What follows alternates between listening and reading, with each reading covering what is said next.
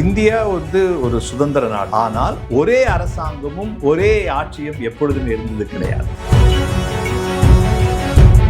இந்தி தான் 46% மக்களால் பேசப்படுகிறது என்றால் இந்த எண்ணிக்கை எவ்வாறு சேர்க்கப்படுகிறது என்று பார்க்க வேண்டும். இதற்கு பின்னால் இருக்கின்ற அரசியல். கிழக்கு மாகாணங்களிலோ வடகிழக்கு மாகாண மொழியோ அல்லது தென் மாநில மொழிகள் எடுத்து படிப்பதில்லை. சமஸ்கிருதத்தை தான் பெரும்பான்மையான மாணவர்கள் படிக்கின்றார்கள். தென் மாநிலங்களில் இருந்து குழந்தைகளோ மாணவர்களோ பெரியவர்களோ வந்தால் நாம் அனைவருமே இந்தி கல்வி 3வது மொழியாக என்று சொன்னால் இந்தியாகத்தான் இருக்க வேண்டும். மலையாளம் படிக்கலாம், கன்னடம் படிக்கலாம் அல்லது மராட்டி படிக்கலாம் என்றால் ஐயோ இந்தி படிக்கக்கூடாது என்று சொல்லவில்லை. ஆனால் இந்தி திணிக்கப்படக்கூடாது என்று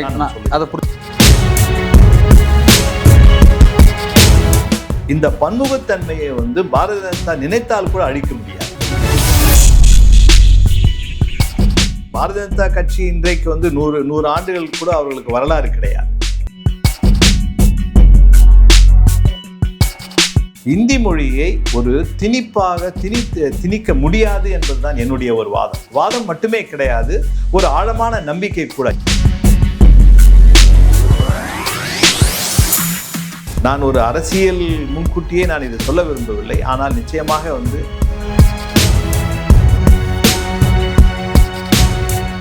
சந்திரபாபு நாயுடு அவர்களுடைய கூட்டணியில் வெளிவருவதற்கு முக்கியமான காரணமாக இருக்கிறது.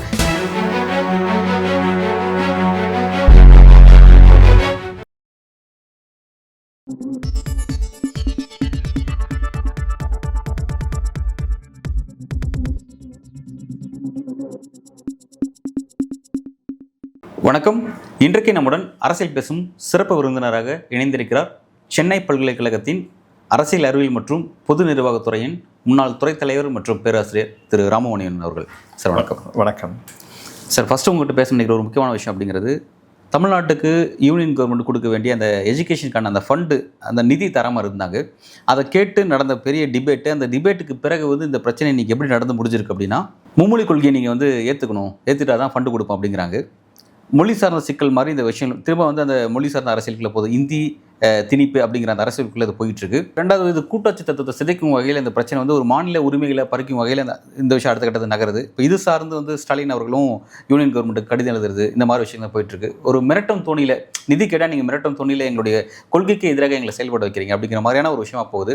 ஓவரால் இந்த சப்ஜெக்ட் நீங்கள் எப்படி பார்க்குறீங்க? மும்மொழி கொள்கையா இருமொழி கொள்கைன்ற டிபேட் வருது, நீங்கள் இதை எப்படி பார்க்குறீங்க சார்? முதலாவதாக கல்வித்துறைக்கு, குறிப்பாக தமிழக அரசு கல்வித்துறைக்கு மத்திய அரசாங்கத்தால் கொடுக்கப்பட வேண்டிய நிதி என்பது இதனுடன் இணைப்பதே தவறு.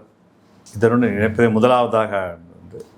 இரண்டாவதாக சொல்லும் பொழுது தேசிய கல்விக் கொள்கையை முழுமையாக ஏற்றுக்கொள்ள வேண்டும் என்னும் பட்சத்தில் இந்த மும்மொழி கல்வி திட்டத்தையும் ஏற்றுக்கொள்ள வேண்டியது தான். இதுதான் மத்திய அரசாங்கம் எதிர்பார்க்கின்றது, அதை நிறைவேற்ற விரும்புகிறது. ஆனால் இதை ஒரு கட்டாயத்திற்குள் தமிழக அரசையும் தமிழகத்தையும் கொண்டு செல்வது என்பது கேள்விக்குறியாகிறது. தமிழக அரசை பொறுத்தவரை திராவிட முன்னேற்ற கழகம் தலைமையிலான தமிழக அரசாகட்டும் அல்லது வேறு எந்த கட்சியும் தமிழக அரசியல் ஆட்சியில் இருந்தாலும் கூட இந்த மும்மொழி கொள்கை திட்டம் என்பது ஒரு விவாதத்திற்குரிய பொருளாகத்தான் கடந்த 70 ஆண்டுகள் 75 ஆண்டுகளுக்கு மேலாக பார்க்கப்படுவதும் பேசப்படுவதும் உண்மை. இது எதற்காக மத்திய அரசாங்கம் இந்த சூழலில் இப்போ நிதித்துறைக்கான ஒரு பங்கீடு, ரயில்வே துறையில் நமக்கு தேவை போதுமான அளவுக்கு வளர்ச்சி திட்டங்களை கொண்டு வரப்படவில்லை என்பது பல ஆண்டுகளாக நாம் பேசி வருகின்றோம். நிதித்துறையில் கடந்த 2-3 ஆண்டுகளாக தமிழக அரசு ஒதுக்கப்படுவது, விலக்கப்படுவது, அதற்கு போதுமான நிதி என்று அது ஒரு உதாரணம். மூன்றாவதாக பேரழிவுகள் என்று சொல்லப்படுகின்ற இயற்கை சார்ந்த ஒரு பெருமழையாகட்டும், அது வெள்ளம், அது தென் மாவட்டங்களில் நடந்து போவது கூட நமக்கு உரிய ஒரு ஈட்டுத்தொகையினை மத்திய அரசு கொடுக்க மறுத்தது என்பது வரலாற்று சான்று. இன்றைக்கு அது கடந்த 2 ஆண்டுகள் நடந்தாலும் வரலாற்று சான்று. அடிப்படையிலேயே பாரதிய ஜனதா கட்சி தமிழகத்தை பொறுத்தவரையில் இங்கு ஒரு பட்சத்தில் தமிழகத்தில் ஆட்சிக்கு வர வேண்டும், தமிழகத்தில் ஒரு மாற்றுக் கட்சி, திராவிட கட்சிகளுக்கு மாற்றுக் கட்சி ஒன்று வர வேண்டும் என்பது அவர்கள் பேசுவதும் செயல்படுவதும் ஒரு பக்கம் இருந்தாலும் தமிழகத்திற்கு உரிய நிதி அங்கீகாரத்தை அவர்கள் அளிக்கவில்லை. ஒன்று இந்த அரசியலில் வந்து இதை கொடுக்க கூடாது என்பதா, அல்லது வந்து கொடுத்தால் வந்து ஒரு அரசு தன்னுடைய செயல் திட்டங்களை வந்து ஒழுங்காக செயல்படும், இதை வந்து இதன் செயல்பாட்டுகளை சிதைவு செய்வது தான் இதனுடைய நோக்கம். இது வந்து தமிழக மக்களுக்கு கொடுக்கக்கூடாது என்பது வந்து வேறொரு பக்கமாக இருக்கலாம். ஆனால் இது கொடுத்தால் இங்கு இருக்கின்ற அரசாங்கம் செயல்படுவது போல நம்ம இந்த பிரமையை வந்து நம்ம கொண்டு வரக்கூடாது என்பது வந்து அது மழை வெள்ள நிவாரணம் ஆகட்டும், அல்லது நிதித்துறைகளுக்கான பங்கீடு ஆகட்டும், அல்லது ரயில்வே வளர்ச்சி திட்டங்கள் ஆகட்டும், இப்பொழுது வந்து இதனுடைய அடிப்படையை தொடராகத்தான் நான் இப்பொழுது பார்க்கின்றேன். இது குறிப்பாக வந்து கல்வித்துறையிலேயே இதை மத்திய அரசாங்கத்தால் இவ்வாறு செய்ய முடியும் அல்லது பேச முடியும் என்றால் இது ஒரு அதிகாரத்தின் ஒரு உச்சநிலையைத்தான் மத்திய அரசாங்கமும் ஒரு பாரதிய ஜனதா கட்சியும் வெளிப்படுத்துகின்றது. இது கண்டிக்கத்தக்கது. இது கண்டிக்கத்தக்கது. மும்மொழி கொள்கை திட்டத்துக்கான விவாதம் ஒரு பக்கம், தமிழகத்தின் நிலைப்பாடு ஒரு பக்கம் இருந்தாலும், இப்பொழுது வந்து கடந்த அண்மை காலம் ஆண்டுகளாக நான் சொல்லுகின்ற இத்தனை உதாரணங்களை சொல்லுகின்றேன். அது நிதித்துறையில் இருந்தும் அல்லது ஜிஎஸ்டியின் அடிப்படையில் இருந்தும் தமிழ்நாடு என்று சொல்லும் பொழுது வந்து இவர்களுக்கு வந்து தமிழ்நாடு வந்து மற்ற மாநிலங்களுக்கு எதிராகவோ மத்திய அரசாங்கத்துக்கு எதிரான நிலைப்பாடுகள் பொறுத்த மாநிலம் கிடையாது. ஆனால் தமிழகத்தை ஒரு பிம்பமாக காண்பிப்பது, தேசிய அரசியலுக்கு வந்து மாறுபட்டு நிற்பது பிம்பமாக காண்பிப்பது.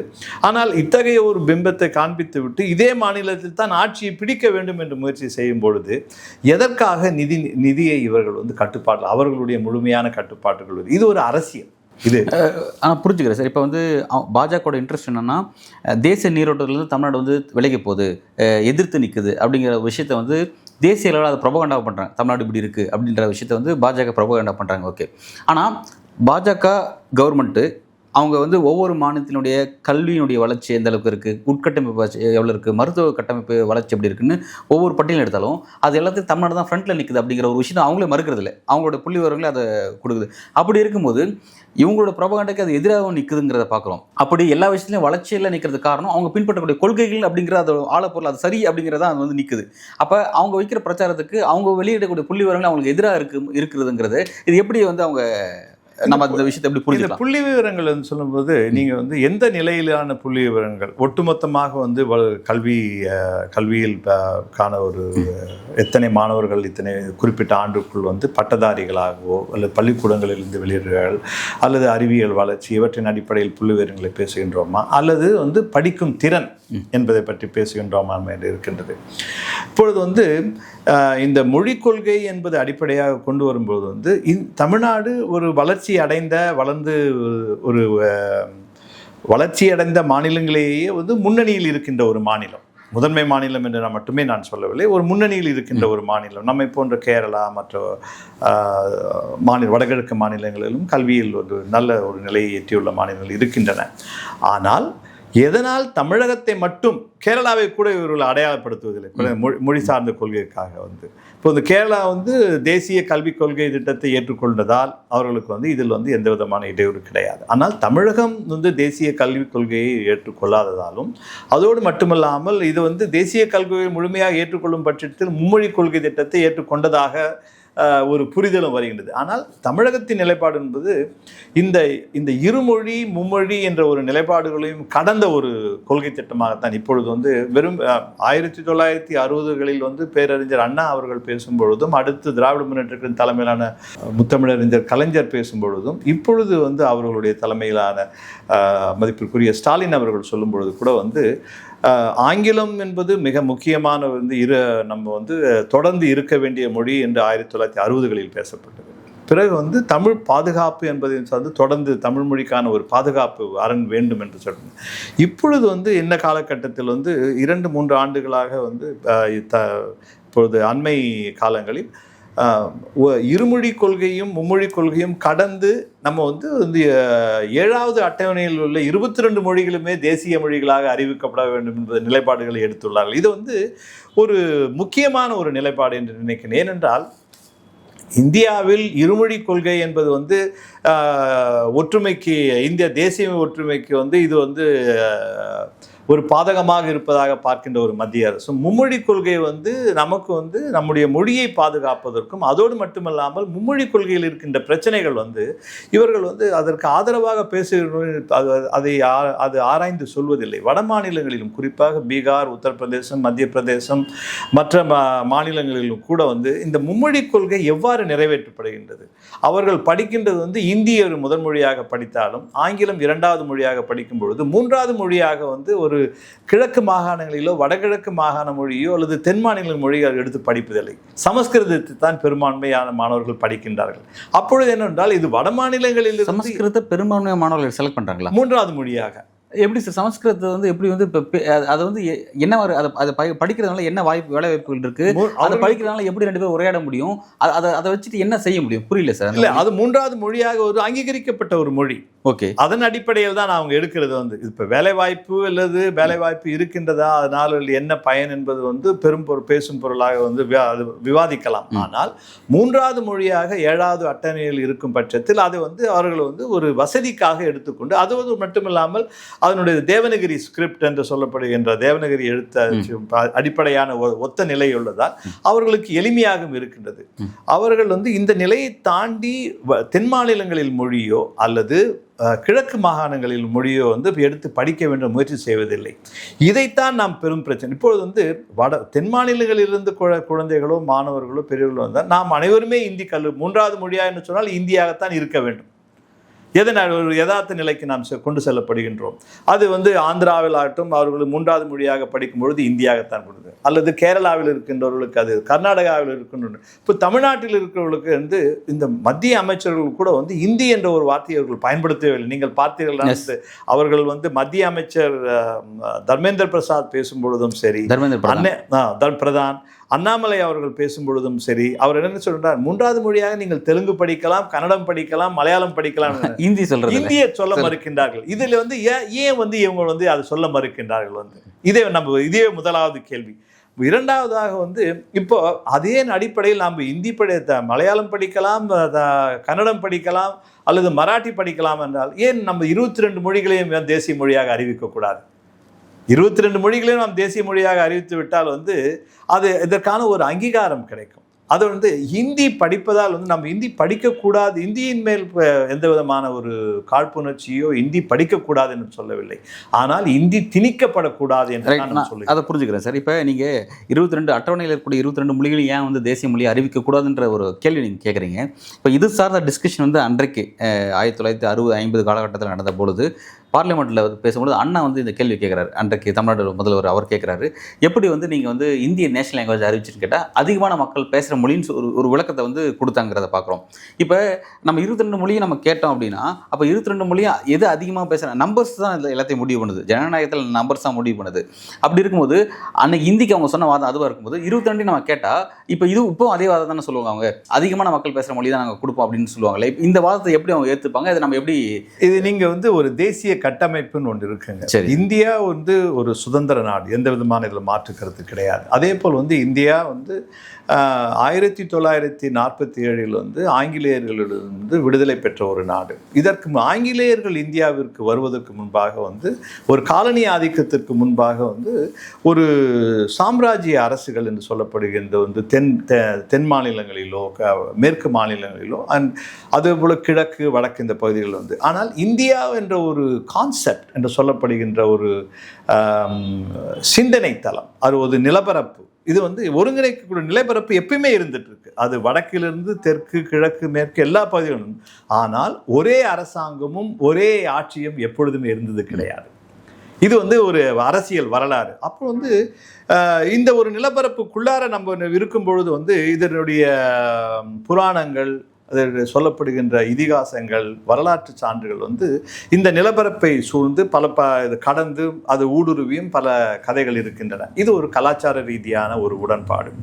ஆனால் அரசியல் ரீதியான உடன்பாடு என்று சொல்லும்பொழுது வந்து கலாச்சார ரீதியான உடன்பாடு வந்து உலகத்தில் எல்லா பகுதிகளுக்கும் உண்டு. அது தென் அமெரிக்காவிற்கு உண்டு, வட அமெரிக்காவிற்கு உண்டு, ஐரோப்பிய கண்டத்தில் உண்டு. இப்போது இந்தியாவில் பேசும்போது இது ஒன்றுமே வந்து அரசியல் ஒற்றை தலைமைக்கு வந்து இது ஒன்று மட்டுமே போதாது. ஆனால் காலனி ஆதிக்கத்துக்கு உட்பட்ட ஒரு காலத்தில் வந்து இதை வந்து ஒருங்கிணைக்கப்படுகின்றது. அரசியல் ரீதியாகவும் ஆட்சி நிர்வாக ரீதியாக ஒருங்கிணைக்கப்படும் பொழுது இதில் வந்து பெரும்பான்மை சிறுபான்மை என்ற வந்து ஒரு தேசிய இனங்களை வந்து நாம் கொண்டு வரும் பொழுது வந்து அந்த அங்கீகாரம் வந்து எண்ணிக்கையின் அடிப்படையில் கிடையாது. அதனுடைய அங்கீகாரம் என்பது இறையாண்மையை கொண்டு வரும்போது ஓரிடத்தில் நாம் இறையாண்மையை வந்து குவிக்கப்படும் பொழுது இது மற்றவர்களுடைய உரிமைகளை பறிக்காத ஒரு இறையாண்மை தான் இருக்க வேண்டும்.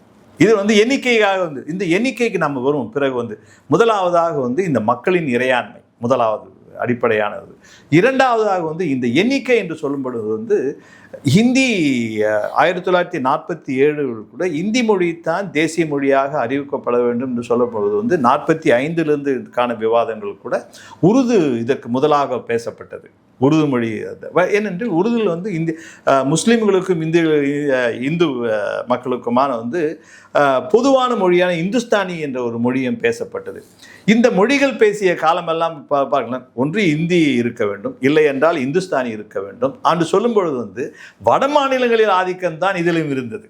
தென் மாநிலங்களிலிருந்து தமிழ் பேசுகின்றார்கள், கன்னடம் பேசுகிறார்கள், மலையாளம் தெலுங்கு பேசுகின்றார்கள், அல்லது மராட்டி மும்பை வரையில் பேசப்படுகின்றது. இதை தாண்டி வந்து ஒரியா, கொங்கன் இத்தனை மொழிகள் இருக்கின்றன, வங்காளி மொழி இருக்கின்றது.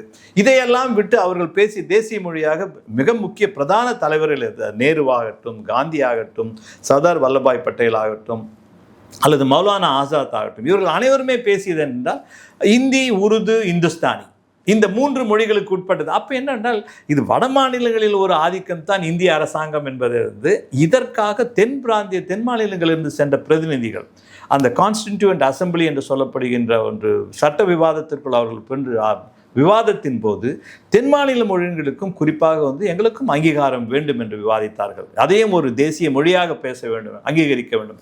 ஆனால் நமக்கு எண்ணிக்கை கிடையாது. இந்த எண்ணிக்கையை வந்து உருவாக்கியது கூட இந்தி மொழிக்கு எண்ணிக்கை உருவாக்கியது எப்படி என்றால் வந்து அந்தந்த மாநிலங்களிலிருந்து பல மொழிகள், பல 100 மொழிகள் பேசப்படுகின்றன. உத்தரப்பிரதேசத்தில் எடுத்துக்கொண்டாலே கூட தாய்மொழியாக மக்கள் பேசுவது பல மொழிகள் இருக்கின்றன. அதே போல் பீகாரில் இருக்கட்டும், பீகாரிலிருந்து போஜ்பூரி என்ற மொழி இருக்கலாம், மைத்திலி என்ற மொழி இருக்கலாம். இவர்கள் அனைவருமே வந்து அவர்களுடைய தாய்மொழியாக சொல்லும் பொழுது வந்து மைத்திலி, போஜ்பூரி, மஹி என்று அவர்கள் சொல்லுவதில்லை, இந்தி என்று தான் சொல்வார்கள். இவ்வாறு இந்த எண்ணிக்கையை கூட்டி இந்தி பிரதான மொழியாக வட மாநிலங்களில் ஒட்டுமொத்த அடையாள மொழியாக கொண்டு வரப்பட்டது. அது மத்திய பிரதேசத்திலிருந்து ஏறக்குறைய நீங்கள் வந்து பஞ்சாபிலே கூட, பஞ்சாபில் நடந்த அரசியலும் இது சொல்ல வேண்டும். பஞ்சாபில் வந்து சீக்கியர்களின் எண்ணிக்கை, அவர்கள் சீக்கியர்கள் வந்து பஞ்சாபி மொழி தங்களின் இன மத மொழியாகவே அடையாளம் காணப்பட்ட போது வந்து இந்துக்கள் வந்து தங்களுடைய தாய்மொழியாக பஞ்சாபி பேசுகின்ற இந்துக்களே கூட அவர்கள் தாய்மொழியாக இந்தியை தான் அறிவித்தார்கள். இவ்வாறு நீங்கள் வந்து கூட்டல் கழித்தலில் வந்து ஒரு அரசியல் இருக்கின்றது. இந்த கூட்டல் கழித்தலின் மூலமாக வந்து இந்தி தான் இந்தியாவில் 46% மக்கள் பேச மொழிகளை 46% மக்களால் பேசப்படுகிறது என்றால் இந்த எண்ணிக்கை எவ்வாறு சேர்க்கப்படுகின்றது என்று பார்க்க வேண்டும். இதற்கு பின்னால் இருக்கின்ற அரசியல் அதோடு மட்டுமில்லாமல் வந்து இந்த அரசியலும் கடந்து அடிப்படையான ஒரு தேசிய இனத்தின் ஒரு கூட்டமைப்பு என்ற ஒரு அரசியல் இறையாண்மை இருக்கின்றது. அதாவது இது தேசிய இனங்களின் கூட்டமைப்பு, இங்கே ஒரு தன்மை இருக்குது அப்படிங்கிறத வந்து திரும்ப பேசிக்கிட்டு இருக்கோம், இங்கேருந்து பேசிகிட்டு இருக்கோம். ஆனால் வந்து சென்ட்ரலேருந்து டெல்லியிலேருந்து ஆட்சி பண்ணுறவங்க பார்த்தீங்கன்னா வந்து அவங்க அந்த கருத்தில் இருக்காங்களாங்கிறது பேச வேண்டியதாக இருக்குது. எல்லாமே ஒரு புள்ளியில் இணைக்க வேண்டியது இருக்குது, அதாவது ஒரே தேசிய அரசியல் பேச வேண்டியது இருக்குது அப்படிங்கிற அவங்க அந்த ஒரு விஷயத்தை நோக்கி நகராங்க. ஆனால் இங்கே பன்மைத்தன்மை தான் இருக்குது, இது பன்மைத்தன்மை அடையாளமாக தான் இருக்குது, பல தேசங்களுடைய கூட்டமைப்பு தான் இந்தியா அப்படின்ற பேசுறது சவுத்துலேருந்து அந்த வார்த்தைகள் ஒழுகுது தவிர அங்கேருந்து வரமாட்டாங்குது. இந்த கான்ட்ரவர்சி வந்து அங்கே சென்ட்ரலில் காங்கிரஸ் இருந்த போதும் இதுக்கு முன்னாடி இந்த பிரச்சனை எதிர்கொண்டோம், இப்போ பாஜக வரும்போது இந்த பிரச்சனை எதிர்கொண்டோம். எப்படி சார் இந்த பிரச்சனை வந்து டெல்லி வர்சஸ் சவுத் அப்படி நம்ம பிரச்சனை நீண்டுகிட்டே இருக்குது, எந்த ஆட்சி வந்தாலும் தொடர்கிட்டே இருக்குது, இது எப்படி பார்க்கலாம்? இது வந்து ஒரு தொடர்கின்ற இது வந்து the making of a nation என்று சொல்லும்போது ஒரு தேசத்தை கட்டமைப்பது அடிப்படையான வந்து இப்போ காங்கிரஸ் ஆட்சியில் இருந்த காலத்தில் வந்து 50களில் 60களில் வந்து தேசிய கட்டமைப்பு என்பது நம்ம ஆட்சியில் இருக்கிற தேசிய கட்டமைப்பு நடத்திவிடலாம் என்பது ஒரு கனவு. இப்போ வந்து பாரதிய ஜனதா ஆட்சிக்கு வரும்போது வந்து நாம ஒரு தேசிய கட்டமைப்பை நடத்தி விடலாம் என்பது கனவு. இந்த தேசியம் என்பது வந்து பல்லாயிரக்கணக்கான ஆண்டுகள், பல நூறு ஆண்டுகள் இன்னும் எதிர்காலத்தை நோக்கி போயிருந்தது. இதில் வந்து எல்லாமே வந்து காங்கிரஸ் ஆட்சி செய்த காலம் வந்து ஒரு துளி, இந்த ஒரு மணித்துளி காலம் தான் இருந்தது. அதே போல பாரதிய ஜனதா கட்சி இன்றைக்கு வந்து எவ்வளவு இடர்பாடுகளை வந்து கொடுத்தாலும் கூட வந்து அவர்களால் இன்றைக்கும் அதை நான் வந்து அரசியல் சவாலாகவே என்னால் சொல்ல முடியும். இந்த பன்முகத்தன்மையை வந்து பாரதிய ஜனதா நினைத்தால் கூட அழிக்க முடியாது. எப்படி சார் அவ்வளவு உறுதியாக சொல்றீங்க? என்னவென்றால் வந்து இந்தியா என்ற ஒரு கட்டமைப்பு பாரதிய ஜனதா என்ற ஒரு அரசியல் கட்சியை விட ஒரு வலிமையானது, சரித்திரம் கொண்டது. நீங்க வந்து இது வந்து அடிப்படையாக பாரதிய ஜனதா கட்சி இன்றைக்கு வந்து 100 ஆண்டுகள் கூட அவர்களுக்கு வரலாறு கிடையாது. அப்படிப்பட்ட ஒரு கட்சி வந்து இன்றைக்கு வந்து ஒரு பல்லாயிரக்கணக்கான ஆண்டுகள் கொண்ட ஒரு நாட்டை பற்றியும் அது சரித்திரத்தை பற்றியும் வந்து மொத்த உரிமையும் அடையாளத்தையும் எடுத்துக்கொள்ளும் பொழுது வந்து இதில் வந்து அந்த ஒரு மொழி தான் இவர்களுக்கு வந்து ஒரு பிரதானமாக தேசிய மொழின்னு சொல்வது அதுவே ஒரு முரண்பாடு அவர்களுக்கு. அவர்கள் வந்து அது குஜராத் மாநிலத்தாகட்டும் அல்லது வட மாநிலம் உத்தரப்பிரதேசத்தாகட்டும் மற்ற மொழிகள் அவர்கள் வருகின்ற மொழியே கூட அவர்களுக்கு அடையாளம் காண்பிக்க முடியாத ஒரு சூழல் இருக்கும்போது அவர்கள் வந்து தேசிய ஒருமைப்பாட்டை பற்றி எப்படி பேச முடியும்? இல்லை, அவங்க தேசிய ஒருமைப்பாட்டை பேசுறது பற்றி செகண்டரி சார். இப்போ வந்து அவங்களால வந்து இதோட தன்மையை, இந்த அடிப்படை தன்மையை மாற்ற முடியாதுன்னு நீங்கள் சொல்கிறீங்களே. இப்போ கடந்த காலத்தில் வந்து நான் இப்போ உதாரணம் சொல்கிறேன். இப்போ நீங்கள் காங்கிரஸ் வந்து சில மணித்துளிகள் தான் ஆண்டதுன்னு நீங்கள் குறிப்பிடுறீங்க. சரி, அந்த சில மணித்துளிகளே வச்சுப்போமே. அந்த மணித்துளிகளே எடுத்துட்டா கூட அவங்க வந்து எத்தனை எழுத்து வடிவம் இல்லாத வெறும் அந்த ஸ்கிரிப்ட் இல்லாத மொழிகள் எத்தனை மொழி வந்து அவங்க அழிச்சிருக்காங்க அப்படிங்கிறத நம்ம வந்து சொல்லலாம். இந்த ஹிந்தி திணிப்பின் மூலமாக வந்து பல இடங்களில் வந்து பல மக்களுடைய வெறும் பேச்சொல்லில் இருந்த மொழியெல்லாம் வந்து நீங்கள் காலி பண்ணியிருக்காங்கிறத நம்ம பார்த்துருக்கோம். அப்போ அப்படி இருக்கும்போது அதுக்கு அவங்க ஒரு 50 ஆண்டுகள் தேவைப்படுச்சு அப்படின்னும் போது இப்போ பாஜகவுக்கு ஒரு 10 ஆண்டு கிடச்சிருக்கு. இன்னும் சில பல ஆண்டுகள் இவங்களுக்கு கிடைக்கும் போது இவங்களும் சில மொழிகள் அழிக்க முடியும் போது என்னைக்காவது ஒரு நாள் அந்த மொழியிலங்கால ஏற்றி ஏதாவது ஒரு புள்ளியில் இணைதானே செய்யும். இந்த பன்மைத்துவத்தை அடிக்க அவங்களால முடியும் தான் நான் சொல்கிறேன். இல்லை, என்றைக்காவது ஒரு நாள் வந்து இந்த ஒரு புள்ளியில் போகும்போது இதற்கான எதிர்வினை ஆற்றக்கூடிய செயல்பாடுகளை நீங்க பாருங்க. இன்றைக்கு வந்து 1960களில் கூட வந்து 60, 65 அதோடு மட்டுமல்லாமல் 47 அந்த ஒரு விவாதத்தில், மொழிக்கான ஒரு விவாதத்தில் வந்து கான்ஸ்டியூவன்ட் அசம்பிளியில் வந்து அன்றைக்கு வந்து தென் மாநிலங்களை சார்ந்த பிரதிநிதிகள் வந்து அவர் வந்து உயர் ஜாதிகளாகட்டும் மேல்தட்டு மக்களாகட்டும் வந்து அவர்களுக்கு ஒரு அடிப்படையாகவே அவர்கள் ஒன்றை புரிந்து கொண்டிருந்தார்கள். என்னவென்றால் வந்து நாளைக்கு ஹிந்தி மொழியின் ஆதிக்கத்தில் தான் ஒட்டுமொத்த நாடும் இயங்க வேண்டுமே, ஆனால் நம்ம இந்த பன்முகத்தன்மையை காப்பாற்றுவதற்காக ஆங்கிலத்தை நாம் பயன்படுத்தி கொள்ள வேண்டும் என்பதை யோசித்தார்கள். பிறகு 1965 கூட வந்து நாம் வந்து ஆங்கிலத்தை வந்து நம்ம வந்து தாய்மொழியாகவோ ஒரு பெருசாக கொண்டாடப்பட வேண்டிய மொழியாகவோ நாம் பேசவில்லை. இன்றைக்கு வந்து அந்த ஆங்கிலம் என்பதை வந்து நம்ம ஒரு சிறுவினை அல்லது பெரும் பணி ஆற்றக்கூடிய கருவியாகத்தான் அது இன்றைக்கு.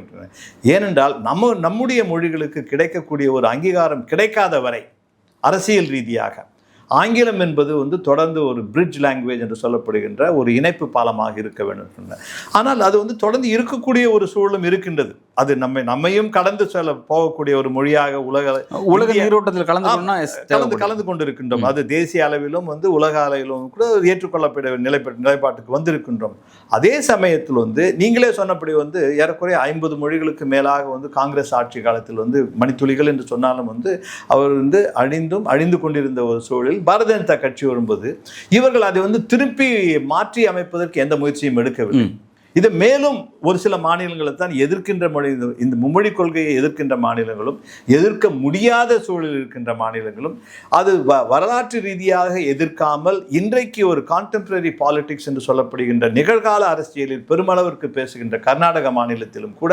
ஆனால் இன்றைக்கு வந்து மொழி உணர்வு, மொழிக்கான அதற்கான ஒரு புரிதல் என்பது 1947 விட இன்றைக்கு அதிகமான ஒரு உணர்வு இருக்கின்றது. இது வந்து இந்தி மொழிக்கு மட்டுமே கிடையாது. இது நீங்களே வந்து யதார்த்தமாக பாருங்கள். வந்து கர்நாடகா வந்து நான் கர்நாடகாவும் மேற்கு வங்காளமும் உதாரணம் சொல்ல விரும்புகின்றேன். அல்லது ஈவன் தென் மாநிலங்கள் கூட பெருமளவிற்கு தென் மாநிலங்கள் வந்து சென்னை மாகாணத்திலிருந்து பிரிந்து சென்ற பகுதிகள் கூட வந்து அந்த மொழி உணர்வோடு அவர்களுடைய மொழியை பாதுகாத்து கொள்ள வேண்டும் நினைத்தார்களே ஒழிய வந்து அன்றைக்கு வந்து வேறொரு மொழி, குறிப்பாக இந்தி மொழி நம்மை ஆளக்கூடாதுன்னு நினைத்துப்பார்கள். இன்றைக்கு வந்து அவர்கள் வந்து இந்தி மொழி ஆளக்கூடாது, நம்மை ஆளக்கூடாதுன்னு நினைக்கிறார்கள். அது கர்நாடகாவில் பெருமளவிற்கு ஓங்கி இருக்கின்றது. அதே போல் வந்து மேற்கு வங்காளத்தில் வந்து மக்கள் இயக்கங்கள் இருக்கின்றன. இதையெல்லாம் வந்து நாம் வந்து பெரிதாக வந்து பார்ப்பதில்லை, பேசுவதில்லை. வெறும் அரசாங்க ரீதியாகத்தான் மொழி கொள்கின்றன. மக்கள் மக்கள் இயக்கங்கள் இருக்கின்றன. இல்லை சார், இப்போ அதுதான் நான் கேட்குறேன். இப்போ வந்து கடந்த காலத்தில் காங்கிரஸ் வந்து இந்த இந்திய திணிப்பு செய்யும் பொழுது வந்து வலிமையான குரல் வந்து தெற்குலேருந்து உருவானது, குறிப்பாக தமிழ்நாட்டிலேருந்து உருவானது, பெரிய போராட்டம், உயிர் தியாகங்கள்லாம் வந்து நடந்தது. அதன் காரணமாக வந்து ஒரு வலிமையான மாநில கட்சிலாம் உருவாச்சுன்னு பார்த்தோம். அன்றைக்கு வந்து இந்த மாதிரியான ஒரு இன்சிடென்ட்டை ஆல் ஓவர் இந்தியாவிலே தமிழ்நாட்டில் மட்டும்தான் பார்க்க முடிச்சு, வேறு எங்கேயும் பார்க்க முடியல. இன்றைக்கும் கூட இன்றைக்கும் மொழி திணிப்புங்கிறது இருக்குது, பல இடத்துல வந்து தொடர்ச்சியாக இருந்துகிட்டே இருக்குது, பல வடிவங்கள் இருக்குது.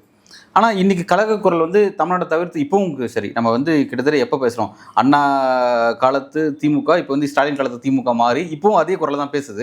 ஆனால் இதே காலகட்டத்தில் வேறு எந்த ஸ்டேட்லையும் எதிர்ப்பு குரல் பதிவாக மாட்டேங்குது, எந்திரிக்க மாட்டேங்குது. அது எப்படி நம்ம அந்த விஷயத்தை நீங்கள் இப்போ இன்றைக்கு இந்த எதிர்ப்பு குரல் தமிழ்நாட்டில் எழுந்திருப்பது ஓங்கி காரணம் வந்து நம்மளோட தமிழ்நாடுக்கு வந்து தொடர்ந்து பலவிதமான ஒரு நிராகரிப்புகள், ஒரு நிதித்துறை ஆகட்டும், ரயில்வே துறை ஆகட்டும், அல்லது வந்து பேரிடர் சார்ந்த விஷயங்களாகட்டும், இதில் வந்து ஒரு பாரதிய ஜனதா கட்சியை வந்து நம்ம எதிர்கட்சியாக மட்டுமே இல்லாமல் தமிழ்நாடு வந்து ஒரு அடையாளம் பார்க்கப்படுவது வந்து தமிழ்நாட்டிலிருந்து தொடர்ந்து மத்திய அரசாங்கத்துக்கு எதிர்குரல் எப்பொழுதுமே இருக்கும்.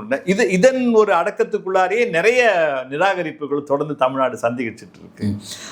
அது மட்டுமல்லாமல் இப்பொழுது வந்து இவர்கள் சொல்லுகின்ற நீங்கள் இந்த தேசிய கல்விக் கொள்கையை ஏற்றுக்கொள்ளாவிட்டால் என்று சொல்லும்போது மற்ற மாநிலங்கள் வந்து ஏற்றுக்கொண்ட மாநிலங்கள், அதனால் அவங்க பேசவில்லை. அதனால் வந்து தேசிய மொழியாக வந்து இன்றைக்கு வெறும் ஹிந்தி மட்டும்தான் இருக்கக்கூடும், வேறு மொழி இருக்க வாய்ப்பில்லை என்று சொன்னால் நிச்சயமாக வேறு மாநிலங்கள் வந்து அது உச்சக்குரலில் பேச துவங்கும். அதே போல மக்கள் மத்தியில் வந்து இன்றைக்கு கர்நாடகமாகட்டும், கேரளமாகட்டும், ஆந்திராவாகட்டும், அல்லது மேற்கு வங்காளமாகட்டும், மொழி சார்ந்த உணர்வுகள் வந்து நிச்சயம் மக்களிடம் இருக்கின்றது. இதை வந்து இந்த உணர்வு வர வேண்டும் என்பது சொல்லவில்லை. தமிழ்நாடு ஏன் அடையாளம், அன்றைக்கு தமிழ்நாட்டிலிருந்து பேசவில்லை என்றால் இன்றைக்கு வந்து இது நீங்கள் சொல்லுகின்ற அந்த 50 மொழிகள் அழிந்து விட்டதுன்னு சொன்ன, இப்பொழுது நல்ல வலிமையான மொழிகள் கூட வந்து ஒரு இணக்கமான சூழலில் காம்ப்ரமைசிங் என்று சொல்லக்கூடிய நிலைக்கு தள்ளப்பட்டிருக்கும். அதனால் தமிழ்நாட்டின் பங்கு என்பது இந்தியாவின் ஒருமைப்பாட்டிற்கு என்பது மிக மிக அந்த பன்முகத்தன்மைக்கு மிகப்பெரிய ஒரு பங்காற்றல் இருக்கின்றது. அதன் அடிப்படையிலே தான் நான் இப்பொழுதும் சொல்லுகின்றேன், இந்தி மொழியை ஒரு திணிக்க முடியாது என்பதுதான் என்னுடைய ஒரு வாதம் மட்டுமே கிடையாது, ஒரு ஆழமான நம்பிக்கை கூட. ஏனென்றால் வந்து அதற்கு வந்து அரசியல் சாசனமும் வழிதரவில்லை. அரசியல் சாசனமும் கூட வந்து நமக்கு உறுதியாக இந்த மும்மொழி திட்டம் என்பது கட்டாயமாக்கப்படுவது என்பது நிச்சயமே கிடையாது, ஏற்றுக்கொள்ளப்பட வேண்டும். அதோடு மட்டுமல்லாமல் இரண்டாவதாக வந்து இந்த மத்திய மாநில கன்கரண்ட் லிஸ்ட் என்று சொல்லப்படுகின்ற மத்திய அடிப்படை அந்த ஒரு பகுதியில் இருப்பதாலும் கூட வந்து இதை மத்திய அரசு சொல்லுகின்றது இல்லை. மத்திய அரசு என்ன சொல்லுகின்றால் வந்து ஒரு மாநில பட்டியலிருந்து மத்திய கன்கரண்ட் லிஸ்ட் என்ற 2 மத்திய மாநில பட்டியலுக்கு போகும்பொழுது வந்து மாநில அரசாங்கங்களை வந்து நம்ம கேட்கலாம், தேசிய கல்விக் கொள்கையை எந்த மாநிலத்தில் சட்டமன்றத்தில் விவாதித்தார்கள்? தேசிய கல்விக் கொள்கை ஒருமனதாக தீர்மானிக்கப்பட்டது. இது என்ன வந்து உரையாடலின் பிறகு ஒருமனதாக தீர்மானிக்கப்பட்டதா? உரையாடலே நடக்கவில்லை. இப்போ வந்து இதை நீங்கள் வந்து சுப்ரீம் கோர்ட் என்று சொல்லப்படுகின்ற உச்ச நீதிமன்றத்துக்கு நீங்கள் எடுத்து சென்று இதை வந்து ஒரு சட்ட ரீதியாகவோ அல்லது அடிப்படையான ஒரு பேசும் பொருளாகவோ, ஜனநாயகத்தை பேசும் பொருளாக நம்ம கொண்டு சென்றால் கூட வந்து இதில் எந்த விதமான ஒரு எத்திக்ஸ் என்று சொல்லப்படுகின்ற மாரல் பின்பற்றப்படல. அப்ப அதையே நீங்க வந்து தேசிய பற்று என்று சொன்னால் இது ஜனநாயக நாடாக இருக்கும் வாய்ப்பு. ஓகே சார், இது அடிப்படையில் வந்து தர்க்கம் இதில் பின்பற்றப்படல, நியாயம் இங்கே இல்லை அப்படிங்கிறத நான் புரிஞ்சுக்கிறேன். இப்போ வந்து ஆளுநர்கள் வந்து இங்கே நியமிக்கப்பட்டு அவங்க வந்து இங்கே எலெக்டட் கவர்மெண்ட்டுக்கு எதிராக ஒரு அரசியல் செய்கிற போக்கு பார்க்குறோம். அந்த போக்கு வந்து திரும்ப வந்து யூனியன் கவர்மெண்ட்டில் தீர்க்கப்படுறதில்ல, அது சுப்ரீம் கோர்ட்டால் தீர்க்கப்படுதுங்கிறத நம்ம வந்து கவனிக்கிறோம், ஓரளவுக்கு தீர்க்கப்படுது அப்படிங்கிறத கவனிக்கிறோம். இப்போ அதே மாதிரியான தான் இந்த பிரச்சனை. ஆளுநர் எப்படி வந்து ஒரு கூட்டாட்சி தத்துவத்துக்கு எதிராக இருக்காரோ அதே மாதிரி இந்த மொழி விஷயம் வந்து கூட்டாட்சி தத்துவத்துக்கு எதிராக இருக்குது அப்படிங்கிறது மாநிலங்கள் வைக்கக்கூடிய ஒரு வாதம். இப்போ நாளைக்கு இதே விஷயம் சீரியஸாக, ஏன்னா வந்து தர்மேந்திர பிரதானாக இருக்கட்டும், இல்லை சென்ட்ரல் கவர்மெண்ட் மோடியாக இருக்கட்டும், அவங்க இந்த விஷயத்தில் வந்து இதே நாங்கள் திரும்ப நியூ எஜுகேஷன் பாலிசியை நாங்கள் அமல்படுத்தி ஆகும்னு சொல்கிறாங்க. இப்போ அப்படி இருக்கும்போது இது நாளைக்கு இப்போ சுப்ரீம் கோர்ட் போகுது, நீங்கள் வந்து இதெல்லாம் வந்து கன்கரண்ட்டில் இருக்க விஷயம் வந்து ப்ராப்பராக வந்து டிஸ்கஸ் பண்ணவே இல்லை, டிஸ்கஸ் பண்ணாமல் வந்து நீங்கள் சட்டமாக கொண்டு வரீங்க அப்படின்னும் போது அதை அங்கே கொண்டு போகும்போது நீதிமன்றங்கள் இது எப்படி அணுகும் நீங்கள் பார்க்குறீங்க சார்? எப்படி தீர்க்கப்படும் பார்க்குறீங்க நீதிமன்றத்தில்? இது ஒன்று நீதிமன்றங்கள் அரசியல் சாசனத்தின்படி தான் வந்து அவர்கள் செயல்பட வேண்டும், செயல்பட்டு கொண்டிருக்கிறார்கள் என்று நம்புகின்றோம். அதுதான் வந்து நீதித்துறையின் மேல் நமக்கு இருக்கின்ற நம்பிக்கை. இந்தியாவின் பன்முகத்தன்மையை வந்து நீதித்துறை நிச்சயமாக காப்பாற்றும். அதோடு மட்டுமல்லாமல் இந்த மும்மொழி கொள்கை திட்டத்தை வந்து நாம் வந்து நீதித்துறையும் இது மற்ற எல்லா மாநிலங்களும் ஏற்றுக்கொள்ளப்பட வேண்டும் என்ற தீர்மானம் வந்து அல்லது ஒரு அங்கீகாரம் ஒரு செயல்பாடுகளுக்கு நீதித்துறையின் வந்து அவர்கள் வந்து இதுதான் கட்டாயமாக செய்ய வேண்டும் என்று the order of the court என்ற நிலைப்பாடு உருவாகப் போவதில்லை. அவ்வாறு உருவாகுமேனால் அது அரசியல் சாசனத்துக்கே முரண்பாடானது, புறம்பானது. இது ஒரு அடிப்படையாக வந்து பிறகு நான் வந்து இன்னொரு அரசியல் ரீதியாக நான் சொல்ல விரும்புகின்றேன். இந்தி மொழியை கற்றுக்கொள்வதிலோ இந்தி மொழியை வந்து பாடமாக வகுப்பதிலோ பிரச்சனையே கிடையாது. ஆனால் ஒரு கொள்கை திட்டமாக வந்து வரும்பொழுது வந்து தமிழ் மொழிக்கும் மற்ற மொழிகளுக்கும் எவ்வாறு இந்தி பேசுகின்ற மாநிலத்தில் அங்கீகரிக்கப்படுகின்றது, செயல்படுத்தப்படுகின்றது, இதற்கான ஒரு புரிதல் வேண்டும். இதிலிருந்து இந்த அரசியல் எல்லாமே வந்து ஏற்றத்தாழ்வுகளை அடிப்படையாக வந்து அந்த ஒரு ஆதிக்கமான ஒரு அதிகாரம் ஆதிக்கத்தை நாம் ஏற்றுக்கொள்ள வேண்டும் என்பது எண்ணிக்கையின் அடிப்படையில் வந்து அது ஜனநாயகம் கிடையாது. அது ஜனநாயகம் கிடையாது என்று சொல்லும்பொழுது அடுத்ததாக வந்து இந்த டீலிமிட்டேஷன் என்று சொல்லப்படுகின்ற பாராளுமன்றத்துக்கான தொகுதிக்கான மாற்றங்கள் என்று வரும்பொழுது தான் இதனுடைய ஒரு ஆதிக்கம் தெரிய வரும். இப்போ வந்து ஜனத்தொகை, மக்கள் ஜனத்தொகையின் அடிப்படையில் வந்து பாராளுமன்றத்தில் இருக்கின்ற தொகுதியின் நிலவரங்கள் மாறலாம். இதையே நீங்கள் ஒன்று எடுத்துக்கொள்ளுங்கள். வட மாநிலங்களில் வந்து ஜனத்தொகை கட்டுப்படுத்த முடியாமல் இவர்கள் வந்து ஜனத்தொகை அதிகமாக போன பொழுது தென் மாநிலங்கள் வந்து ஜனத்தொகை மக்கள் தொகையை வந்து இவர்கள் என்ன செய்கின்றார்கள் என்றால் வந்து தேசிய கொள்கைக்கு ஏற்ற நிலையில் அதன் அடிப்படையில் பின்பற்றி ஒரு வெற்றிகரமான சூழலை தொடரும்போது பிறகு அந்த நிர்வாக ரீதியாகவும் அந்த மக்கள் தொகைக்கான கட்டுப்பாடுகளை கொண்டு வந்து ஓரளவுக்கு வந்து ஒரு வெற்றிகரமான நிலைப்பாடு என்று சொல்லும் பொழுது இன்றைக்கு தொகுதிகளை நாம் குறைத்துக் கொள்ள வேண்டும். இது வந்து நீங்கள் இதே பாருங்கள், இது வந்து இதே வந்து தென் மாநிலத்தில் இவ்வாறு நடக்காமல் வட மாநிலத்தில் நடந்திருந்தால் வட மாநில அரசியல் கட்சிகள் வந்து தொகுதிகளை குறைத்துக் கொள்வதற்கு ஏற்றுக்கொள்வார்களா? நீங்கள் வந்து கேட்டு பாருங்கள். இது வந்து இதே வந்து இவ்வாறு வட மாநிலம் தென் மாநிலம் என்பது அரசியல் என்று ஒருபுறம் இருந்தாலும் ஒட்டுமொத்த ரீதியாக இந்த அரசியலை வந்து எவ்வாறு நடத்தப்பட வேண்டும் என்பது இருக்கிறது. ரைட் சார், இப்போ நீங்கள் பேசுனது எனக்கு வந்து பல கேள்வி வருது. இது எல்லாமே அடிப்படையில் வந்து பார்த்தீங்கன்னா வந்து கூட்டாட்சி தத்துவத்துக்கு எதிரான ஒரு பிரச்சனையாக தான் போய் முடியுது. கவர்னர் விவகாரமாக இருக்கட்டும், அல்லது வந்து இந்த மொழி விஷயங்களாக இருக்கட்டும், அது கல்வி சார்ந்த விஷயங்களாக இருக்கட்டும், அல்லது இப்போ நீங்கள் சொல்ல மாதிரி டீலிமிட்டேஷன் விஷயங்களாக இருக்கட்டும், சரிங்களா? இப்போ இதெல்லாம் என்னென்னா நியாயமாக நடந்தக்கூடிய மாநிலங்கள் இப்படி தான் நீங்கள் தண்டிப்பீங்களா? நியாயமாக நடந்தக்கூடிய மாநிலங்களை நீங்கள் இப்படி தான் தண்டிப்பீங்களான்ற ஒரு விஷயத்துலாம் வருது. அப்போ சென்ட்ரல் கவர்மெண்ட் வந்து அது எந்த பொலிட்டிக்கல் பார்ட்டி வந்தாலுமே அவங்க ரிப்பீட்டடாக இப்படி தான் பின்பற்றுறாங்க அப்படிங்கிறத நம்ம பார்க்குறோம். அப்போ இறுதியில் இது எல்லாத்துக்கும் வந்து பஞ்சாயத்து பண்ணக்கூடிய இது வந்து நம்ம நீதிமன்றம் தான் நம்ம பார்க்குறோம். டோட்டலாக நான் 3 விஷயம் சொல்கிறேன். கவர்னர் விஷயம், இந்த கல்வி சார்ந்த விஷயம், பிறகு வந்து டீலிமிட்டேஷன் விஷயம். 3 விவகாரமே நாளைக்கு வந்து சுப்ரீம் கோர்ட்டில் ஒன்றா போதுங்க பாருங்கள், இப்படிலாம் பாதிக்கப்பட்டுருக்கோம், எங்களுக்கு எப்படி நீங்கள் நீதி வழங்க போகிறீங்க அப்படின்னு நீதிமன்றத்துக்கு போகும்போது எப்படி சார் நீதிமன்றங்கள் இதை அனுபவம் நான் திரும்ப கேட்குறேன்.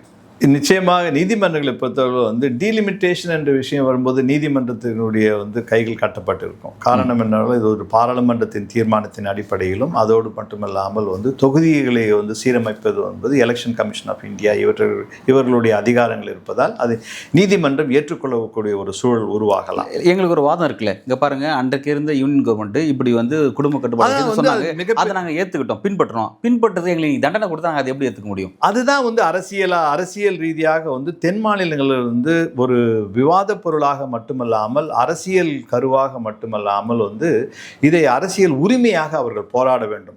இன்றைக்கு வந்து ஒரு உண்மையை சொல்ல வேண்டும் என்றால் இப்பொழுது ஆந்திர பிரதேசத்தின் முதன் மந்திரியாக இருக்கின்ற சந்திரபாபு நாயுடு அவர்கள் வந்து 1990களிலும் கூட பிறகு 2000 ஆண்டுகளின் துவக்க காலகட்டத்தில் பாராளுமன்றத்திலும் மற்ற பகுதிகளிலும் கூட இந்த டீலிமிட்டேஷன் என்பது தென் மாநிலங்கள் பாதிக்கப்படுவதை விட்டு பாராளுமன்றத்தின் உரை இருக்கின்றது, அவர்கள் கட்சியினுடைய பிரதிநிதிகள் உரை இருக்கின்றது. அதனால் வந்து நான் ஒரு அரசியல் முன்கூட்டியே நான் இதை சொல்ல விரும்பவில்லை. ஆனால் நிச்சயமாக வந்து நாளைக்கு அடுத்து வர ஆண்டுகளில் வந்து இந்த டீலிமிட்டேஷன் என்ற ஒரு பிரச்சனை வந்து பூதகரமான வெடிக்குமேயானால் சந்திரபாபு நாயுடு அவர்களுடைய கூட்டணியில் வெளிவருவதற்கு முக்கியமான காரணமாக இருக்காது. ஏன்னா அவர் ஏற்கனவே என்ன பண்ணியிருக்காருன்னா, உள்ளாட்சி அரசியல் பங்கெடுக்கணும்னா டிடிபி பார்ட்டியில் குறைஞ்ச 2 குழந்தைய பெற்றிருக்கணும், வேட்பாளர் வந்து குறைஞ்சபட்சம் 2 குழந்தை பெற்றிருந்தா தான் நிற்க முடியும். அவர் அந்த விஷயத்தை நகராரு. அதாவது வட மாநில அரசுகள் எப்படி பின்பற்றி இருந்தாங்களோ அதை ஓகே நான் நகர்றேன் நிச்சயமா அப்படின்ட்டு அறிவிச்சிட்டாரு. அப்ப நீங்க சொல்ற மாதிரி அதுக்கான வாய்ப்புக்கு அவர் வந்து நிச்சயம் அந்த அரசியல் அடுத்தக்கான பிஜேபியிலிருந்து பாரதிய ஜனதா கட்சி கூட்டணியிலிருந்து 2020 அவர்கள் 24 வெற்றி பெற்று இப்பொழுது வந்து அவர்கள் 29 என்ற காலகட்டத்தில் தேர்தலுக்கு போகும்பொழுது வந்து முக்கியமான காரணம் விரிசல் வறுமையானால் அந்த விரிசலுக்கு காரணம் வந்து டீலிமிட்டேஷன் என்ற ஒரு பிரச்சனையை நிச்சயமாக சந்திரபாபு நாயுடு அவர்கள் எடுத்திருக்கலாம். அதே போல தமிழகத்திலிருந்தும் அதற்கான நாம் எப்பொழுதுமே எதிர்க்கட்சியில் இருக்கின்றோம். நமக்கு வந்து அப்போ காலகாலமாக காங்கிரஸ் ஆட்சியில் இருந்த போதும் சரி, அல்லது இவர்கள் கூட்டணி அரசியலில் திராவிட முன்னேற்ற கழகம் காங்கிரசுடன் கூட்டணி இருந்த போது கூட வந்து தமிழ்நாட்டை பொறுத்தவரையில் தமிழ்நாட்டினுடைய முக்கியமான சிந்தனை கருத்துகள் அது ஈழப் போராட்டமானது அவை அனைத்துமே வந்து தமிழ்நாட்டின் நிலைப்பாடுகளுக்கு எதிரான ஒரு நிலைப்பாடு இருந்த ஒரு காலகட்டம். அடுத்த கட்டத்திலும் நாம் அதைத்தான் நோக்கி சென்று கொண்டிருக்கின்றோம். அதனால் வந்து நாம் வந்து இந்தியாவின் ஒற்றுமைக்கோ இந்திய தேசிய நலன்களுக்கும் நாம் முரண்பாடு நமக்கும் அதே அடையாளம் தான். ஆனால் இந்த பன்முகத்தன்மை என்பது வந்து நம்ம போராடி காப்பாற்றப்பட வேண்டிய ஒரு விஷயமாகும். வந்து அவ்வளவு எளிதாக வந்து யாரும் நமக்கு வந்து பன்முகத்தன்மையை பரிசாக கொடுக்க போவதில்லை. அது மொழி அடையாளமாகட்டும், இன உரிமைகளாகட்டும், அல்லது கல்வி சார்ந்த அல்லது வளர்ச்சி திட்டங்களாகட்டும், இவை அனைத்துக்குமே நாம் போராடித்தான் பெற்றுக்கொண்டிருக்கின்றோம். ஆனால் இதே வட மாநிலங்களை பொறுத்தவரையில் வந்து இந்த திட்டங்களுக்கு வந்து அவர்கள் இப்பொழுது வந்து மக்கள் தொகையின் அடிப்படையில் வந்து நிதி பராமரிப்பு, அவர்களுக்கு ஒரு ஊக்க நிதி மக்கள் தொகை என்று காட்டுகிறது. இதே மக்கள் தொகையின் அடிப்படையில் வந்து நமக்கு குறைவாக இருக்கிறது வளர்ச்சி தென் மாநிலங்களுக்கு. இவை எல்லாம் வந்து ஒரு சீரமைப்புக்கு வந்து தொடர்ந்து எடுத்து செல்வது என்பது காலம் ஆகும். இது வந்து அதே வட மாநிலங்களின் ஆதிக்கத்தை வந்து நாம் வந்து ஒரு சமநிலைப்படுத்த வேண்டும் என்றால் இந்தியாவுக்கு வந்து கூட்டாட்சி முறை, கூட்டாட்சி என்பது அரசியல் சாசனத்தின் அடிப்படையில் மட்டுமே கிடையாது, அரசியல் அதிகாரத்திலும் ஒரு உண்மையான கூட்டாட்சி உருவானாலே ஒழிய வந்து நமக்கு வந்து இதற்கு ஒரு விடிவு கிடையாது. அத்தகைய ஒரு கூட்டாட்சி அரசியல் கட்சிகளுடைய பண்பு சொல்வது இதற்காகத்தான் வந்து பாரதிய ஜனதா கட்சி முதலாவதாகவும் முதன்மையாகவும் கடைசியாகவும் அவர்கள் எதிர்கட்சியாக பார்ப்பது ஒரே கட்சி, காங்கிரஸ் கட்சியைத்தான். அதே போல காங்கிரஸ் கட்சி வந்து பாரதிய ஜனதா கட்சிக்கு மாற்று கட்சியாக தங்களை மட்டுமே அவர்கள் பார்க்கின்றார்கள். என்னுடைய நிலைப்பாடு என்னவென்றால் இந்த கூட்டாட்சி என்பது பாரதிய ஜனதா கட்சி காங்கிரஸ் கட்சி இவற்றையெல்லாம் கடந்து இந்த ஆட்சி அதிகாரத்தில் வந்து அது காஷ்மீரிலிருந்து கன்னியாகுமரியிலிருந்து அல்லது மேற்கு மாநிலங்களிலிருந்து வடகிழக்கு மாநிலங்களுக்கு ஒரு உண்மையான அதிகார பகிர்வுக்குள் அதிகாரத்தில் வரும் வரையில் வந்து இந்த பிரச்சனைகள் தொடர்ந்து இருந்து கொண்டு தான் இருக்கும். Right sir. இப்போ வந்து மோடி கவர்மெண்ட்டோட டெல்லி கவர்மெண்ட்டுடைய அந்த ஒரு தனிநபருடைய சர்வாதிகார தன்மையுடைய அரசியல் வெளிப்பாடு தான் கடந்த காலத்தில் இந்தியா கூட்டணி ஒன்று உருவாச்சுங்கிறத நம்ம பார்த்தோம். அது வந்து எப்படி வந்து ஒரு யூனியன் கவர்மெண்ட் வந்து அவங்களுக்கு நெருக்கடி ஏற்படுத்த ஒரு பன்மைத்துவத்தின் அடிப்படையில் ஒரு இந்தியா கூட்டணிங்கிறது உருவாச்சு. அது வந்து பொலிட்டிக்கலாக தேர்தல் நோக்கி உருவாச்சு. ஆனால் இப்போ வந்து இஷ்யூஸ் வருது பார்த்தீங்களா, இப்போ மொழி சார்ந்த இஷ்யூஸ் வருது, இந்த மாதிரியான விஷயங்கள்லாம் வரும்போது இப்போ நம்ம வந்து டிபேட் வந்து இருமொழியா மும்மொழியா அப்படின்னு பார்க்கும்பொழுது நீங்கள் வந்து இல்லை நம்ம அப்படி பார்க்கக்கூடாது, அட்டவணையில் இருக்கக்கூடிய 22 மொழிகளும் பார்க்கணும் அப்படின்ற ஒரு வியூ நீங்கள் முன்வைக்கிறீங்க. அப்படி இருக்கும்போது அப்போ இஷ்யூ பேஸில் அப்போ 22 மொழிகளும் பேசும்போது 22 மொழிகளும் பேசக்கூடிய 22 மாநிலங்களை இந்த இஷ்யூஸில் ஒரு புள்ளியில் இணைக்கும் போது அது டெல்லி கவர்மெண்ட் ஒரு டஃப்பான ஒரு ஃபைட்டாக இருக்குன்னு நம்ம புரிஞ்சுக்க முடியுது. அப்படி ஒரு அரசியல் இங்கிருந்து முன்னெடுக்கப்படணும்னு நீங்கள் சொல்ல வரீங்களா? அப்படி நிச்சயம். அதில் வந்து நம்ம 22 மொழின்னு சொல்லும்பொழுது வந்து வட மாநிலங்களை பொறுத்தவரையில் அது வந்து நீங்கள் மத்திய பிரதேசத்திலிருந்து நீங்கள் வந்து மகாராஷ்டிரா கூட இதில் ஒரு தயக்கமான நிலைப்பாடு தான் இருக்கும். ஆனால் மகாராஷ்டிராவுக்கு அந்த மகாராஷ்டிரா இப்போ பட்டம் சொல்றாருன்னா மராத்தி தான் கவர்மெண்ட் ஆஃபீஷியல்ஸ் எல்லாம் பேசணும், ஆமாம், உள்ளுக்குள்ள அதை தான் பின்பற்றணும் அவர் ஆர்டர் போடுறாரு. நிச்சயமா அந்த மராட்டிய மொழி உணர்வு இருக்கு. ஆனால் இவங்க வந்து அந்த எந்த கட்சி ஆட்சியில் இருக்குது அதை பொறுத்து தான் இருக்குது. அதற்கான அடிப்படையாக வந்து இரண்டாவதாக வந்து இதில் இணைக்கப்பட வேண்டிய வந்து நம்ம 22 மொழி என்பது இதையும் கடந்து போகக்கூடிய மொழிகளும் தாண்டி இன்னும் மொழிகளும் இருக்கின்றன. அடிப்படையாக நாம் 22 மொழிகள் என்று சொல்லும் பொழுது வந்து இன்றைக்கு வந்து மேற்கு வங்காளத்தில் வந்து பெருமளவுக்கு மக்கள் மத்தியில் வந்து அந்த பெங்காலி என்ற வங்காளம் மொழியும் வந்து தேசிய மொழியாக அறிவிக்கப்பட வேண்டும் அல்லது தேசிய மொழியாக அங்கீகரிக்கப்பட வேண்டும் என்பது மாற்றுக்கிறது கிடையாது. ஆனால் அரசியல் களத்தில் வந்து அதுக்கு ஒரு பெரும் வீச்சு கிடையாது. அது இவ்வாறு அந்த தென் மாநிலங்கள் நாட்டுப்பண் தேசிய கீதம் அந்த மொழியில தான் சார் ஏற்றப்பட்டிருக்கு. அதுவே ஒரு பெரிய பொலிட்டிக்கல் ரீச் தானே சார். அதுவே இல்லை தேசிய நமக்கு வந்து நம்ம கொடியும் வந்து தென் மாநிலங்களிலிருந்து தான் கொடியினுடைய வரைவும் கொடியும் வந்து முதல் கொடியும் தயாரிக்கப்பட்டது. அதனுடைய வடிவமைப்பு இங்கே தான். அதுக்காக நம்ம வந்து உரிமைகள்லாம் வந்து நமக்கு அதிகாரத்தில் கிடைச்சதா என்பது கிடையாது. அதான் மட்டும் அடையாளங்களை தாண்டி நம்ம வந்து உண்மையான நிலையை வந்து அதிகார பகிர்வு என்பது அடையாளங்களை கடந்து நிற்கக்கூடிய ஒரு தன்மை.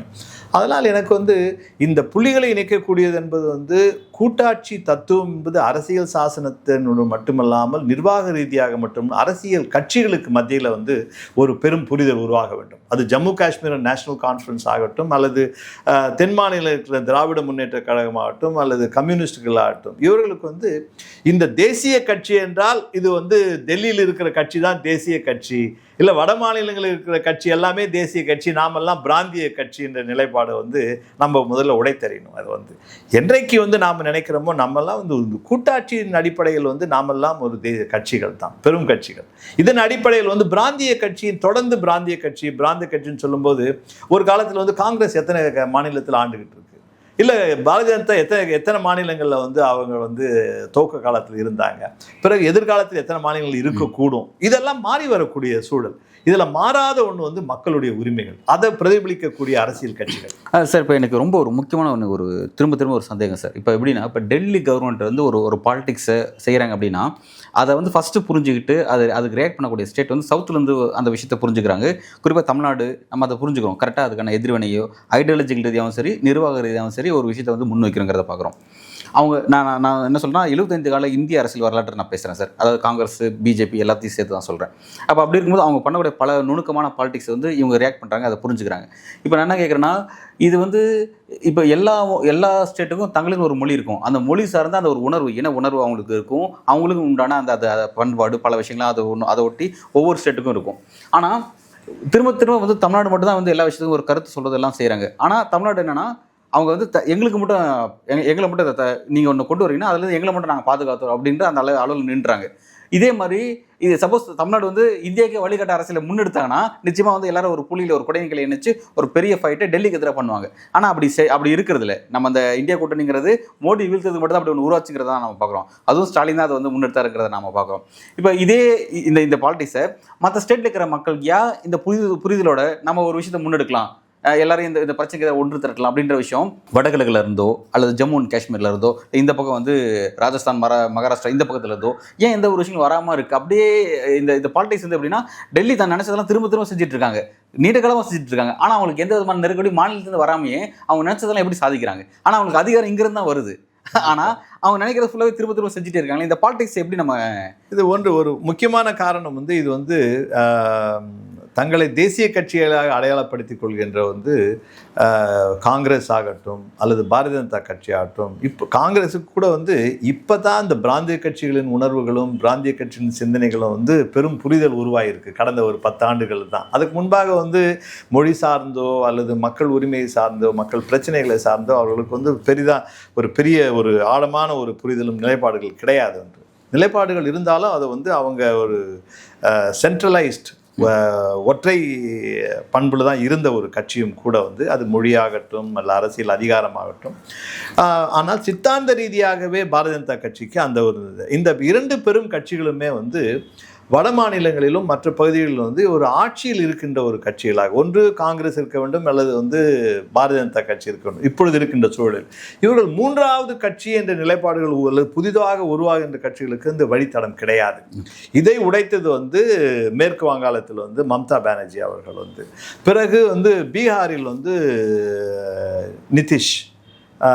நிதிஷ்குமார் அவர்கள் வந்து, அது நிதிஷ்குமாருக்கு முன்பாக வந்து அதனுடைய நிறுவனர் லல்லு பிரசாத் யாதவ், இதை வந்து இவங்க தான் வந்து முதலாக அந்த காங்கிரஸ் பிஜேபி என்ற ஒரு நிலைப்பாடுகளை கடந்து ஒரு சோசியலிசம் ஜனநாயகத்தின் அடிப்படையில் வந்தது. மாநில கட்சிகளை எமர்ஜ் ஆகி பிறகு அவருக்கு அங்கீகாரம் கிடைக்கிறது.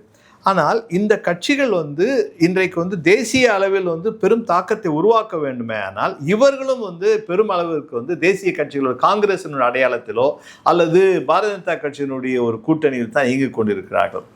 இதையெல்லாம் கடந்து மக்கள் தளத்திலிருந்து ஒரு புதிய கட்சிகள் உருவாகும் பொழுது இதன் அடிப்படையில் வந்து அது மொழி ரீதியான உரிமையோ அல்லது வந்து அந்த நிலப்பரப்புக்கான ஒரு நிலம் சார்ந்த பிரச்சனைகள், மக்கள் பிரச்சனைகளை பேசுகின்ற மூன்றாம் கட்சி. நீங்க சொல்றது நான் புரிஞ்சுக்கிறேன் சார். ஆனா அப்படிதான் சார் உருவாகுது. இப்ப திமுக வந்து மக்கள்கிட்ட இருந்தா உருவான ஒரு கட்சி. ஆனா இன்னைக்கு எப்படி இருக்காங்கன்றதை நம்ம பார்க்கிறோம். சரிங்களா? இப்ப வந்து நீங்க சொன்ன மாதிரி கடந்த காலத்துல வந்து இவங்களும் பாஜகவோட கூட்டணி வச்சிருக்காங்க, காங்கிரஸோட இப்பவும் தற்போதும் கூட்டணி வச்சிருக்காங்க. அந்த கூட்டணிங்கிறது தேர்தல் நேரத்துல அன்னைக்கு இருக்கிற ஒரு சூழல் காரணமா வந்து ஒரு விஷயம் தீர்மானிக்குது, அதை நோக்கி நகர்றாங்க. ஆனா உருவாக்குறதுல மக்கள்கிட்ட தான் உருவாக்குறாங்க. இல்ல, நீங்க சொல்ற ஒரு உண்மை புரியுது எனக்கு. வந்து நீங்க வந்து மக்கள் கிட்ட இருந்து உருவானாலும் வந்து இங்க தேசிய கட்சிகளோட இணையும் பொழுது தேசிய கட்சிகளுடைய அதிகாரத்தின் அப்ப என்ன ஆகுதுன்னா, நம்ம வந்து இதுல இருக்கிற நம்மளோட அதிகார பகிர்வை பார்க்கணும். அதிகார பகிர்வு என்பது வந்து இந்த மத்திய அரசாங்கத்துக்கான அதிகாரம், மாநில அரசுக்கான அதிகாரம் அல்லது 2 மாநிலம் மத்திய அதிகாரம் சொல்லும் பொழுது மத்திய அரசாங்கத்திற்கான அதிகாரத்தை வந்து முழுமையாக அவங்க செயல்படுத்தும் போது இந்த மாநிலங்களில் இருந்து போகிற கட்சிகள் வந்து தேசிய திட்டங்களில் வந்து பெறுவார்கள். இவர்கள் வந்து குரல் இருந்தாலும் உரிமை கிடையாது. இது நம்ம வந்து ஒரு யதார்த்தமாக ஒன்று. அது வந்து வெளியுறவுத்துறை ஆகட்டும், நம்முடைய மீனவர் பிரச்சனையாகட்டும், அது வங்காளதேசத்துக்குரிய இதற்கான அண்டை நாடுகளுக்கான பிரச்சனையாகட்டும், இதை வந்து மத்திய அரசாங்கம் தான் இதற்கான முழுமையாக தீர்மானிக்குது. எந்த விதமான ஒரு இங்கே இருக்கின்ற ஒரு உண்மையான பிரச்சனைகளை கூட வந்து அவர்கள் ஒரு அதிகாரியை அனுப்பி இந்த பிரச்சனையை வந்து என்ன தீர்வுன்னு பார்க்குறாங்க. வந்து அரசியல் கட்சிகள் என்ன சொல்லுது, இதை வந்து அவர்கள் வந்து எதிர்வினையாக தான் பார்க்குறாங்க. இது வந்து வெளியுறவுத்துறைக்குள்ளே தீர்மானிக்கணும். இந்திய டிஃபென்ஸ் இராணுவ அமைச்சகம் இதை பற்றி தீர்மானிக்க வேணும். ஆனால் இங்கே இருக்கிற அரசியல் கட்சிகள் என்ன சொல்லுகிறது கவனத்தை கொண்டு செல்வதில்லை. இது ஒரு பிரச்சனை தான். இது வந்து தீர்க்கப்பட வேண்டிய பிரச்சனை. இதைத்தான் வந்து ஸ்டேக் ஹோல்டர்ஸ் மக்களுக்கு என்ன இதனுடைய ஒரு பங்காற்றல் இருக்குன்னு, அது எவ்வாறு பாதிக்கப்படுகின்றார்கள் வந்து நம்ம எவ்வளவு உச்சமாக எடுத்து போனாலும் வந்து அவர்களுடைய பார்வை வந்து எது தேசிய நலன் என்ற அடிப்படையை வந்து டெல்லி தான் தீர்மானிக்கணும். ஏன் நம்ம வந்து தேசிய நலன் சொல்லும் பொழுது வந்து ஏன் வந்து சென்னையோ அல்லது கல்கத்தாவோ அல்லது பெங்களூரோ அல்லது திருவனந்தபுரமோ தேசிய நலன் கிடையாதா? நமக்கும் அந்த தேசிய நலன் இருக்குது. ஆனால் இந்த தேசிய நலன் சொல்லும் பொழுது வந்து டெல்லியில் இருக்கிறவங்களோ இல்லை உத்தரப்பிரதேசத்தில் இருந்து அவங்க என்னென்னா அந்த தேசம்ன்றது வந்து இரட்டை பண்பு அவங்களுக்கு பார்க்கறது கிடையாது. அவங்க எல்லாருமே வந்து அவர்கள் வந்து பார்க்கும்போதும் பேசும்போதும் வந்து இந்தியா ஒன்று வந்து அது ஒரு மாநில அரசாகவே அவங்க நினைக்கிறதில்ல, அவங்க மாநில அரசை.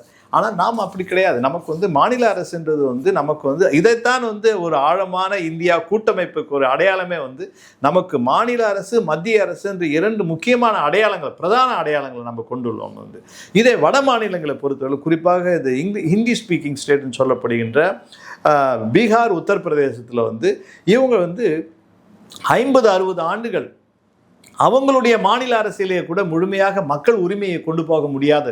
இதற்கான அவங்களுடைய பின்னடைவுக்கு காரணமே என்னவென்றால் மத்திய அரசு என்ன சொல்லுதோ அதையேத்தான் மாநில அரசு கேட்டதால தான் ஆர்ஜேடி போன்ற கட்சிகள் உருவானது.